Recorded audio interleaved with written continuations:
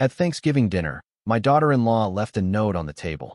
She didn't say it out loud, and somehow that made it worse. I saw it when I was clearing the plates, sitting quietly in the center of the table like it had always belonged there, like it was just another part of the evening that no one needed to explain. At first, I didn't think much of it. It didn't interrupt anything. It didn't demand attention. It was small, almost forgettable. But something about it stayed with me. Not the words themselves, but how easily they had been written. And by the time I understood what it meant, dinner was already over. Earlier that evening, everything had looked exactly the way it was supposed to.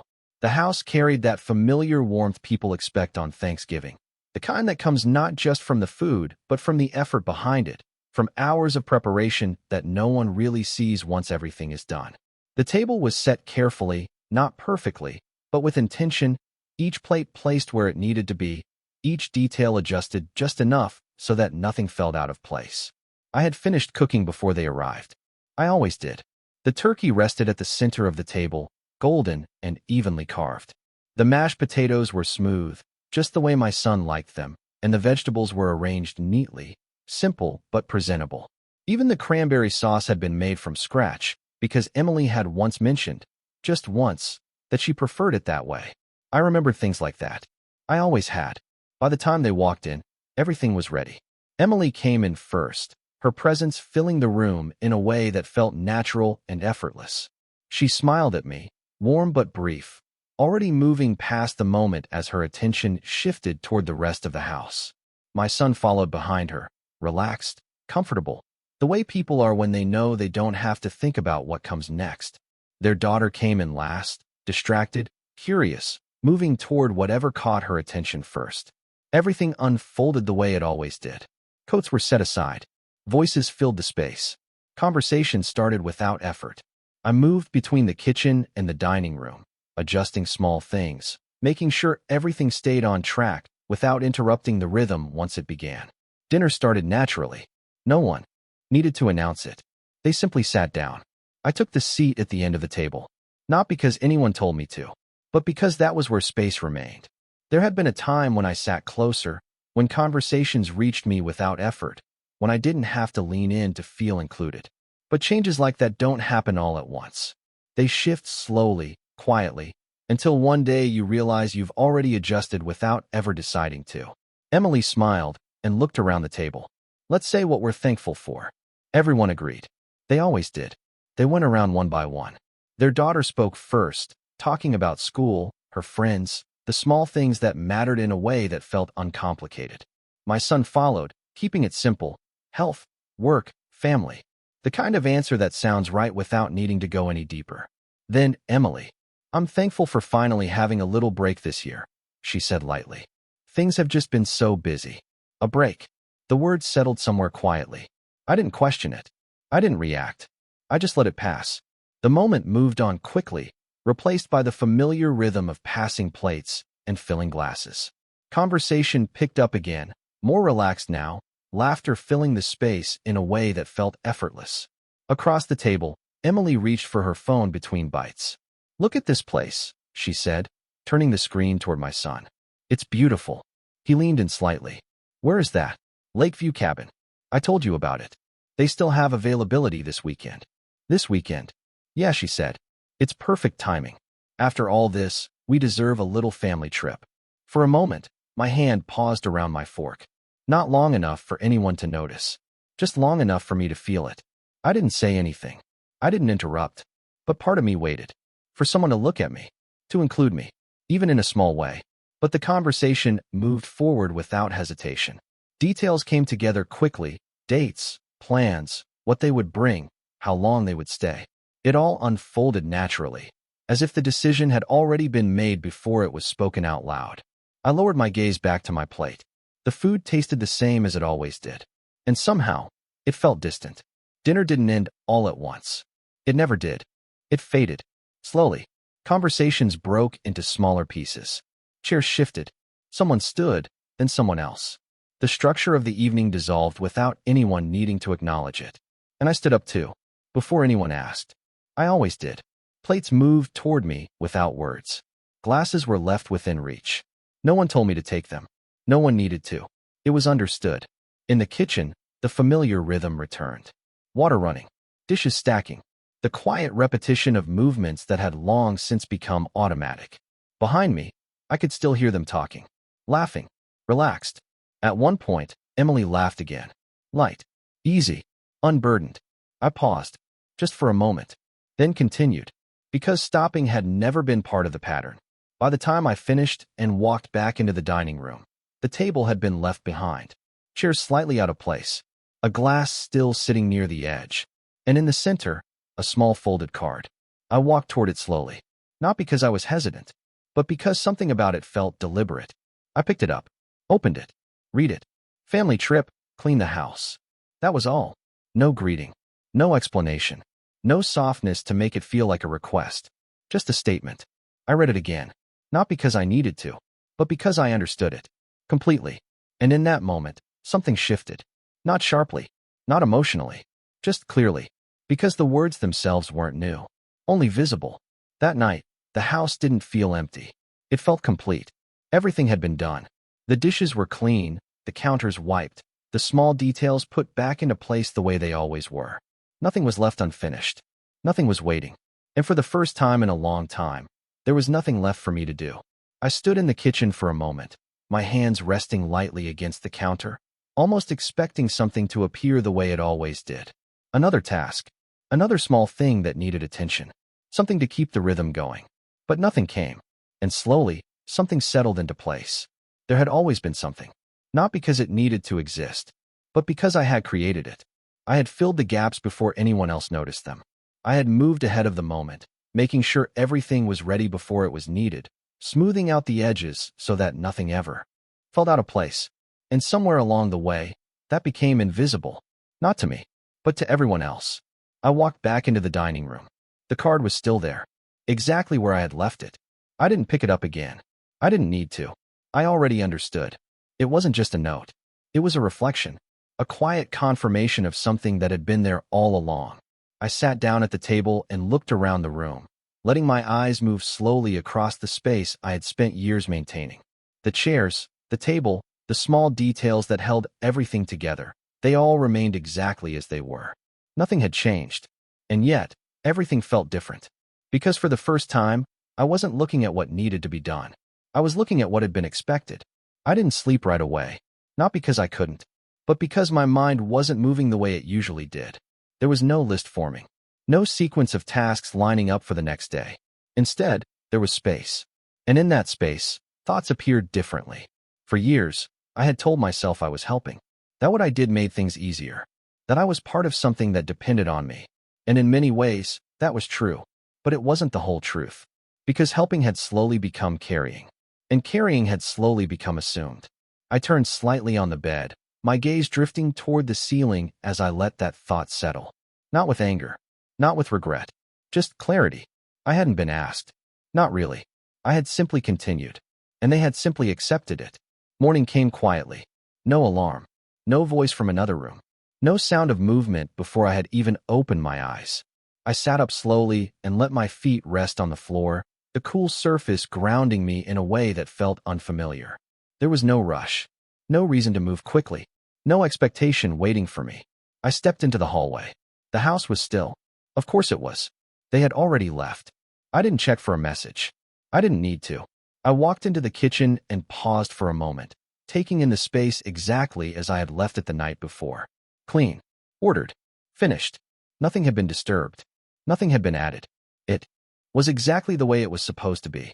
And for the first time, that didn't feel satisfying. It felt final. I made myself a cup of tea, not out of routine, but because I wanted to. I stood there while the water heated, watching it, not moving on to something else, not trying to fill the time. When it was ready, I poured it slowly, then carried the cup to the table and sat down. The card was still there. I looked at it, not with hesitation, not with confusion, just recognition. Then I stood up, walked back to my room, and opened the wardrobe. The suitcase was exactly where I had left it. I pulled it out and placed it on the bed, the motion simple, direct, without hesitation. For a moment, I looked at it, not wondering, not questioning, just acknowledging. Then I unzipped it. I didn't pack everything, just what I needed. Clothes first, folded neatly, placed with care, not out of habit, but out of intention. Then the documents. The ones that mattered. The ones that still carried my name. I opened the drawer and took them out, flipping through them briefly, not because I needed to check, but because I wanted to confirm what I already knew. Everything was still mine. Nothing had been taken. Nothing had been changed. I placed them inside the suitcase. Then I reached for the key. It was still there, exactly where I had left it. The apartment. I turned it lightly between my fingers for a moment, feeling its weight, not as an object, but as something I had kept without fully understanding why. Now I did. I placed it inside the suitcase and closed it halfway. Not finished, but ready. I walked back through the house slowly, not searching, not holding on, just noticing. The small things, the details, the spaces that had once required my attention and now held themselves without it. I wiped down the counter one last time, adjusted a chair, straightened something that didn't need straightening, not because it mattered, but because I wanted to leave it complete. When I was done, I stood in the kitchen and looked around. Everything was in place, exactly as expected. I turned off the light, picked up my suitcase, and walked to the door. I paused there for a moment, not because I was unsure, but because I understood. This wasn't temporary. This wasn't a reaction. This was a decision. I opened the door, stepped outside, and closed it behind me. Not loudly, not dramatically, but completely. The air outside felt different. Not colder, not warmer, just different. I adjusted my grip on the suitcase and began walking, my pace steady, unhurried, not pulled forward by anything, not held back either. There was no next step waiting for me, no routine to return to, just space. And for the first time, that didn't feel empty. It felt open. At the cabin, the first morning felt easy. The light came in through the windows in long, warm lines, stretching across the wooden floors in a way that made everything look calm, almost perfect. Emily stood near the window with her phone in hand, adjusting the angle slightly before taking a picture. "Look at this," she said, turning the screen toward her husband. "It's beautiful." He nodded. "Yeah, it is." For a moment, that was enough. The view, the quiet, the sense of being somewhere different. It felt like a break, just like she had said. Then their daughter spoke. "Mom, I'm hungry." Emily lowered the phone slightly, her attention shifting. "Give me a second," she said. She took one more photo, then set the phone down and walked toward the kitchen. She opened the cabinets, paused, closed one, opened another. There were snacks, some packaged food, things that required preparation. Nothing ready. She stood there for a moment, her hand resting lightly against the cabinet door. "Did we bring anything for breakfast?" she asked. Her husband looked up from the couch. "I thought you packed it."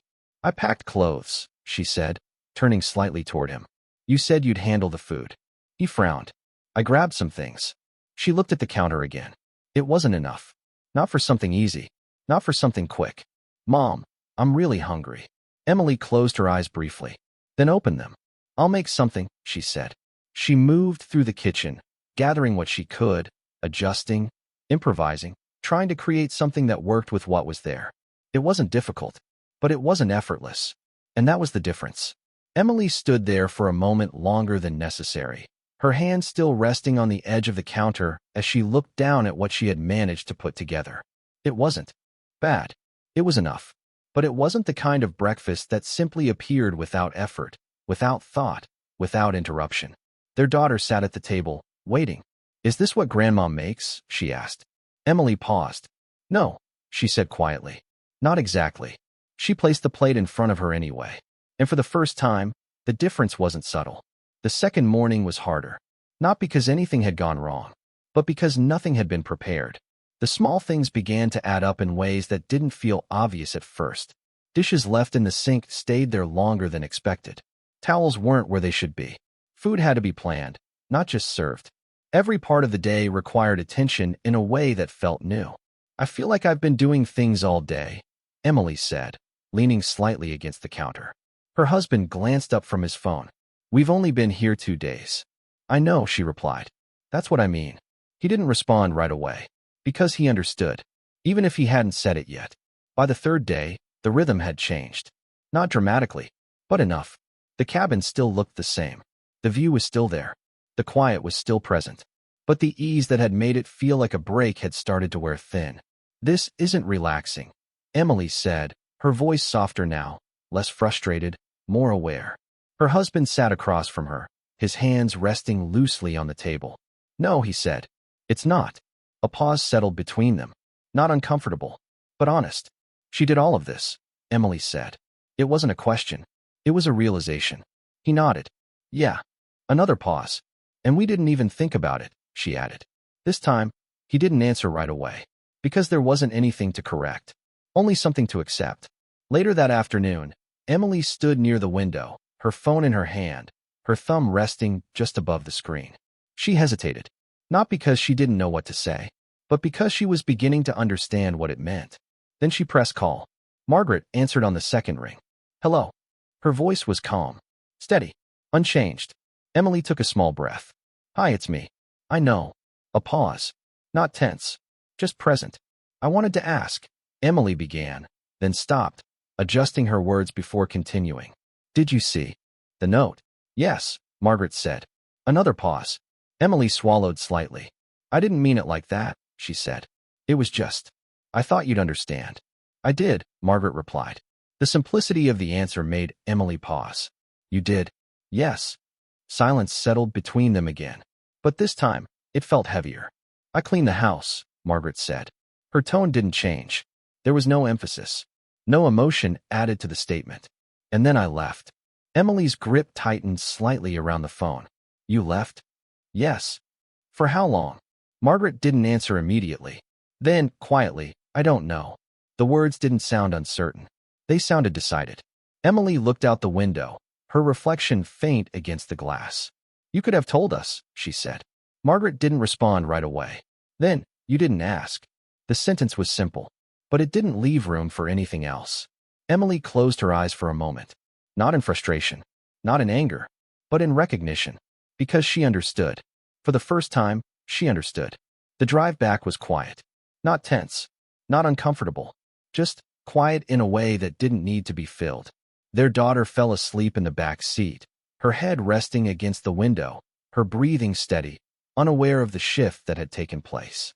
Emily looked ahead, her hands resting on the steering wheel, her posture steady but different.